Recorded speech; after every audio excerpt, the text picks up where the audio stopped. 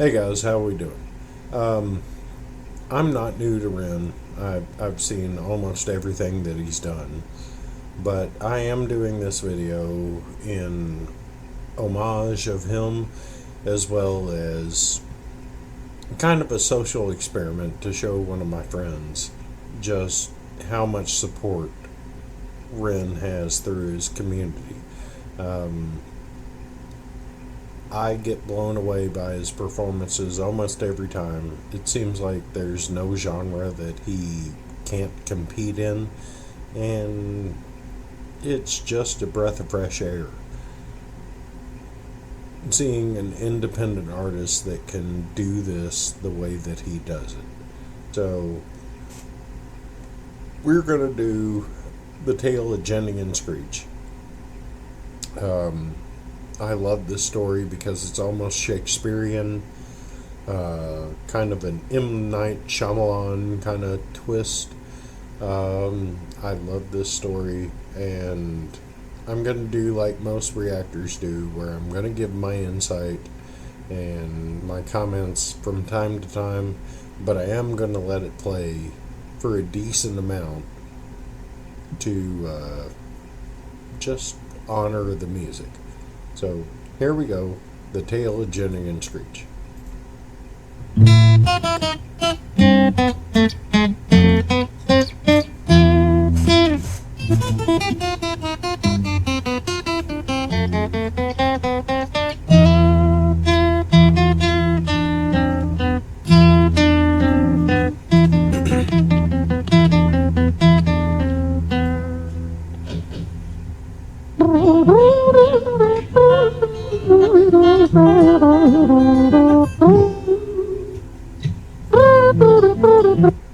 I do want to say I love his theatrics during his videos. I love the way that he incorporates everything in the sound of the music.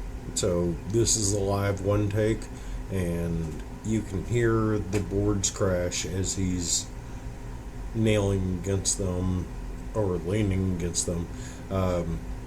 He also is doing a vocal warm-up before this, and then coughs gently before he actually starts performing. So it shows vulnerability, it shows realism, and it just shows that, performance doesn't have to be edited or anything like that. Like, this is a live one take performance like most of his are, and it's simply beautiful to watch. It's like going to theater.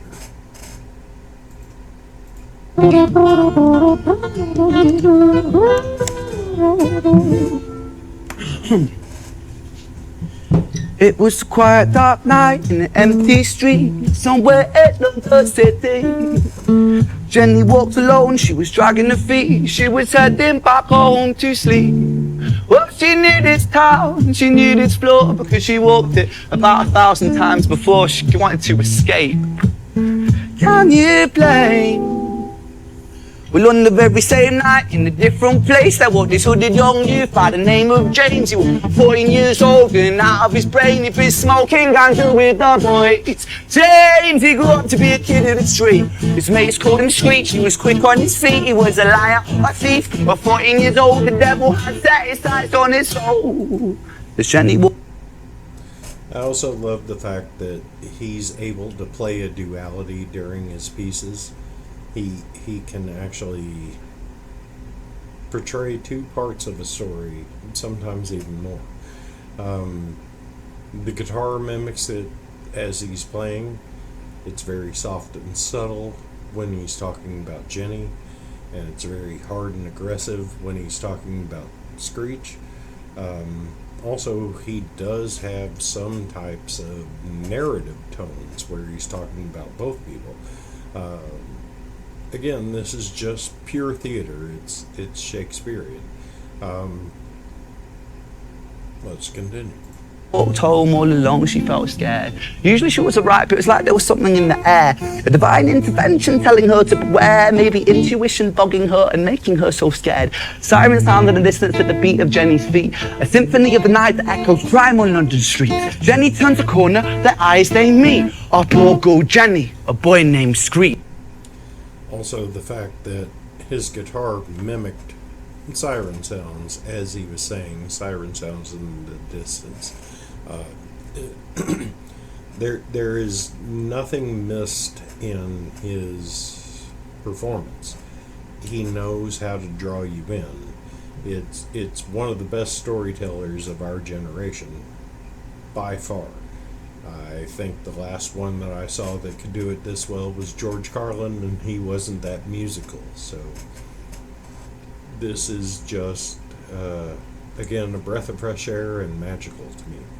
Let's continue. Give me all your money, bitch, give it to me. If you cooperate, then you'll soon be free. I want your purse, your phone, don't fucking look at me. I mean it, bitch, are you listening to me? Jenny freezes statue like a lady shakes stalactite. Feel like liquid nitrogen in the dark night. She tried to find strength to move, but stayed as still as a statue in high-heeled shoes. What the hell you playing at? You playing games with me? I swear to fucking God, I'll slice the rosy off your cheeks. You think I don't mean it though? You don't know me. The last thing you see will be a boy code. Screech reached with the sheath at the blade with the teeth that could bite through steel and slice concrete, and he swung possessed with the devil in his chest, and the statue she was turned to butter in her breath.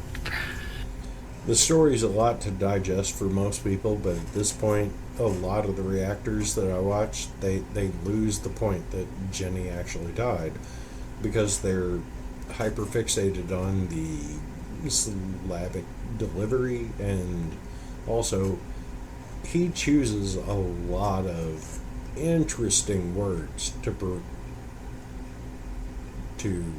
convey his message. Just a pure artist that lets you question what you actually heard.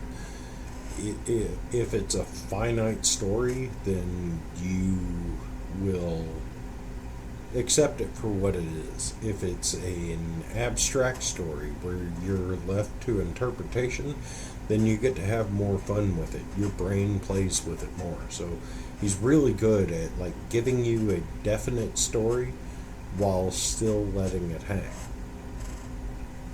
Let's continue. It was a quiet dark night in an empty street somewhere at London City. Jenny lay still on the cold concrete. She's found somewhere to sleep. Well, she knew this town, she knew this floor, 'cause she'd walked here about 1,000 times before. I guess that she escaped. It's such a shame.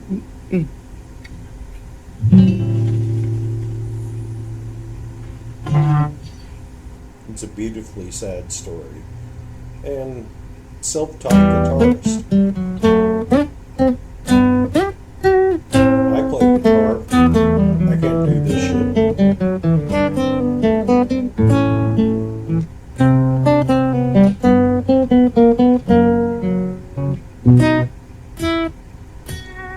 But it's because of mastering your skill.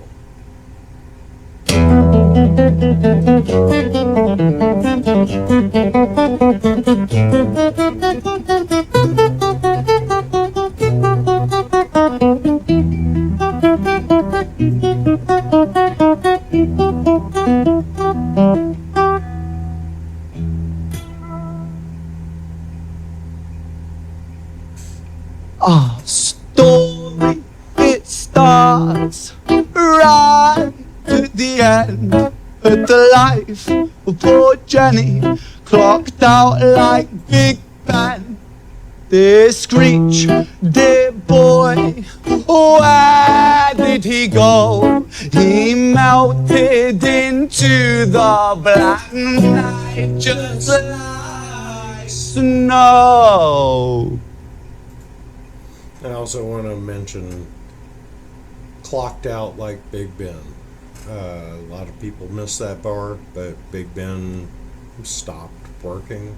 I think they actually got it working now, but the life of poor Jenny clocked out like Big Ben. So gives you another insight that she didn't make it. And this next part just blows me away.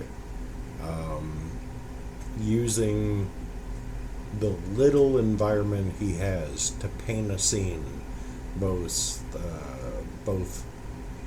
visually, audibly, and lyrically.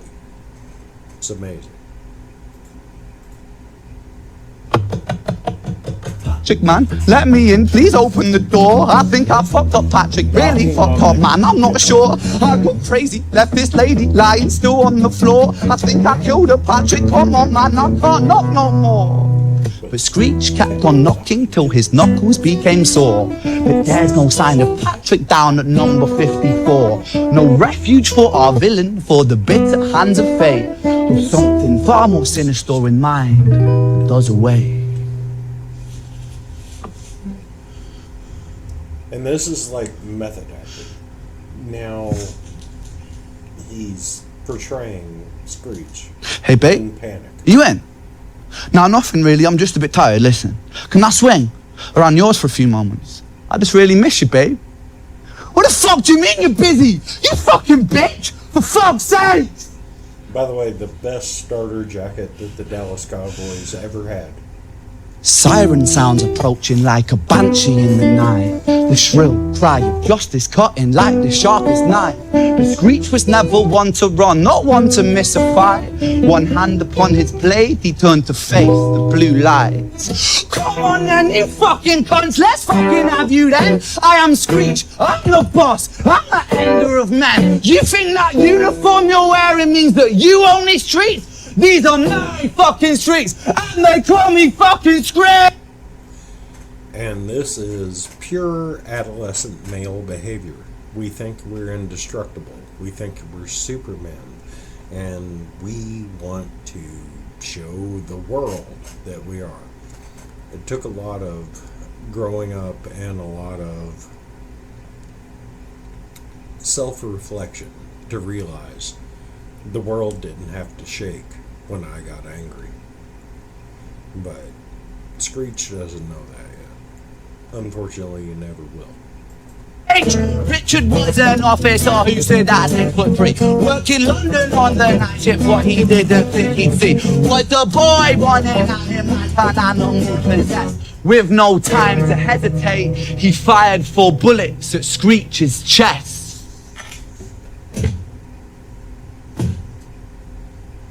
Magic from the camera, magic from Ren, like, that's a Tarantino shot. Story, it ends right to the start.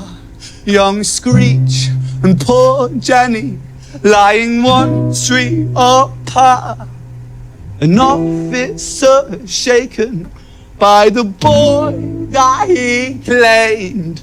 2 bodies lay lifeless, and it's such a shame. It's such a shame. Save some talent for us, man.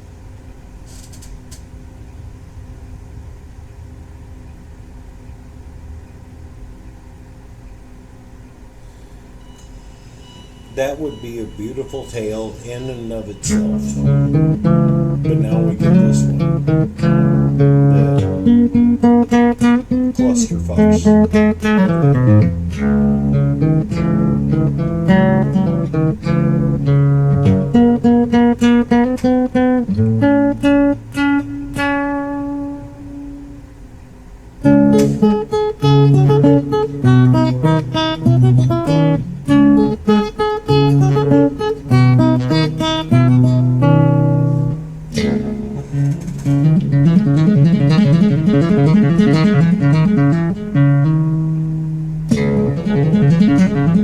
Very hard effects to handle on an acoustic guitar. And he does them like Eddie Van Halen.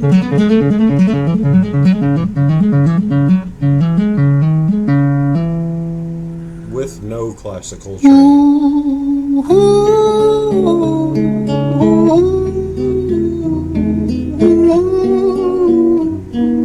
And a beautiful voice on top of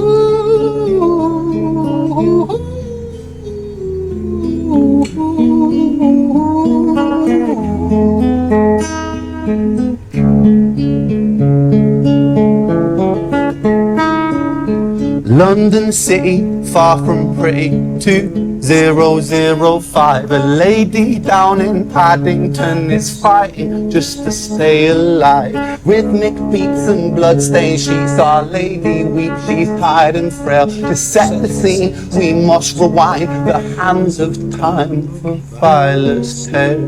This is one of the most magical things I've ever seen. Literally rewinding time on the guitar. And now we have to reset.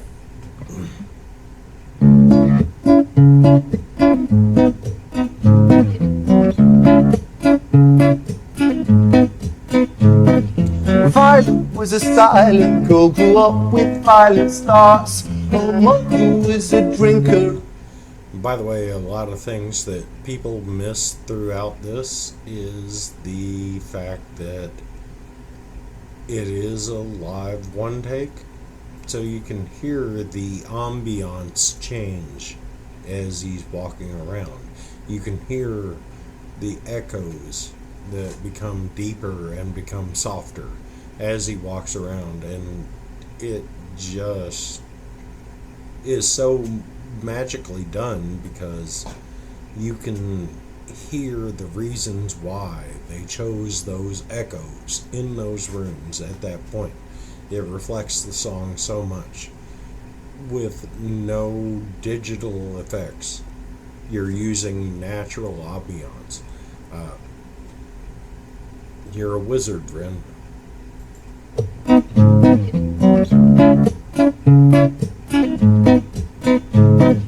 Violet was a silent girl, grew up with violent stars. Her mother was a drinker and her father was a bastard. Every night he took a tie but never left the room. I'll spare you with the things he did, I'm sure her mother knew. Violet was a silent girl, she moved out at 16. A semi-detached house or flat, paid for by a welfare scheme. Packing shelves at Tesco, stacking jars like pickled bricks. She met a boy named Stevie and he was a little prick. Violet was a silent girl and Violet she felt fast. See, Stevie was a wrong and but he sure knew how to charm her. Every night he took a tie but never left the room.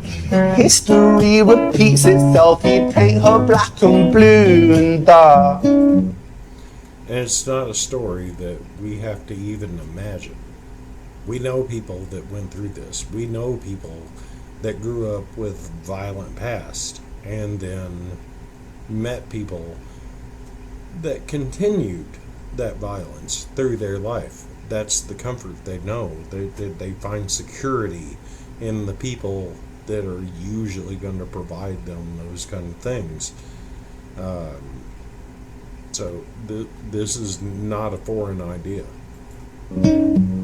She never stood a chance. And the beautiful idea of doing that scenery with him doing an angelic kind of chorus to it. Chorus is a bad word, but yeah, an angelic tone to the words that he was doing as you look up the stairs. And the next part gets even better. The devil comes to dance. Violet, why are you always so quiet? On her bedroom door and he's irate. He's been drinking and smoking, he's up late. And he stands by her bedside, she shakes, but her eyes stay shut. You fucking slut, I know you're up. And he pinches her eyelids and folds them up. Beautiful work by Sam and Ren to actually give you the perspective of somebody grabbing your eyelids and folding them up. Your eyes defocus and focus again. The camera's doing the same thing. So it's, again, this is theater. This isn't even music anymore. This is a full masterpiece. He's been drinking and smoking, he's up late. And he stands by her bedside, she shakes, but her eyes stay shut. You fucking slut, I know you're up. And he pinches her eyelids and folds them up. Violet, why are you lying to me, Violet? Please stay silent, things turn violent. That's the sound of his fists when they fall like a crashing pilot. Hit like hailstones, one to the collarbone, full force, full blown, blood splat, bone crack, knick knack, paddy whack, one to the jaw and the tooth spat, detached fist connects and disconnects a bone. A quick deflect to misdirect the blow, but nonetheless his punches met her throat. Such a mess he's left her bruised and broke. Violet, why you always so silent, Violet? Why you such a little liar, Violet? Do you think I want to do this, Violet? In character, she stays silent.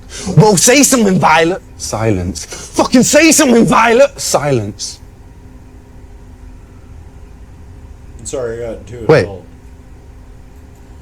By the way, the fact that police cars went in the background, I hope that that wasn't added in after production. I hope that that was actually the live scene, that during that moment you got to hear those police cars. Well, say something, Violet. Silence. Fucking say something, Violet. Silence. Wait.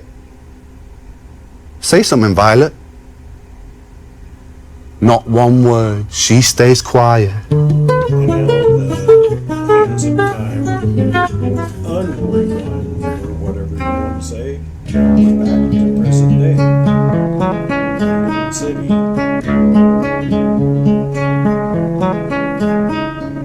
London City, far from pretty, 2005. A lady down in Paddington is fighting just to stay alive. The doctor, in a state of shock, saw something here so very wrong. See, Violet, she was pregnant.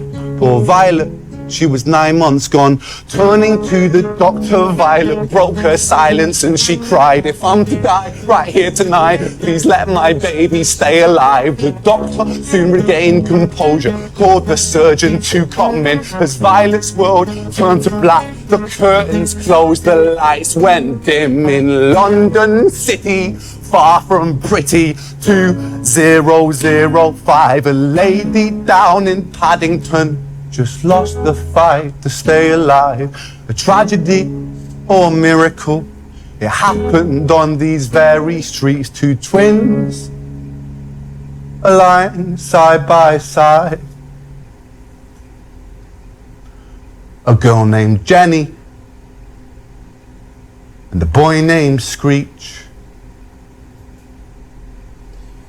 And the implications from that. Violet was a silent girl, grew up with violent starts, and then she met a dude that treated her the same way until he ended her life through violence. Well, now you have the two kids. Their mother died at birth, and now they're stuck in government care and things like that, and most likely got split up, so there's no reason that they really should have known each other. And then they meet by happenstance on the streets, both 14-year-olds, a 14-year-old girl and a 14-year-old boy. And she's just trying to survive, but it sounded like she was almost silent as well. So, taking after her mother, where it sounds like Screech took more after his father's, that he had that violence in him that he let it breed and consume him. Again, just beautiful tales. It's almost like an M. Night Shyamalan tale, where it has that twist at the end that most people don't expect. I didn't expect it, so I'm not going to say that I could see it coming or anything. But again, I've seen this story, so yeah. I just hope more people find his music and see how much his community actually stands behind him. I keep clicking on things, so sorry that I have been letting you see my copy paste tabs and all that, but I just like this. I'm a little intoxicated, so alright, until next time, have a good night, and I'm probably gonna do that video next. But let me know if you want to see more. And have a good night. I love you all. I don't care what you believe in or what you think. As long as you're here to have a good time, so am I. I'm signing off.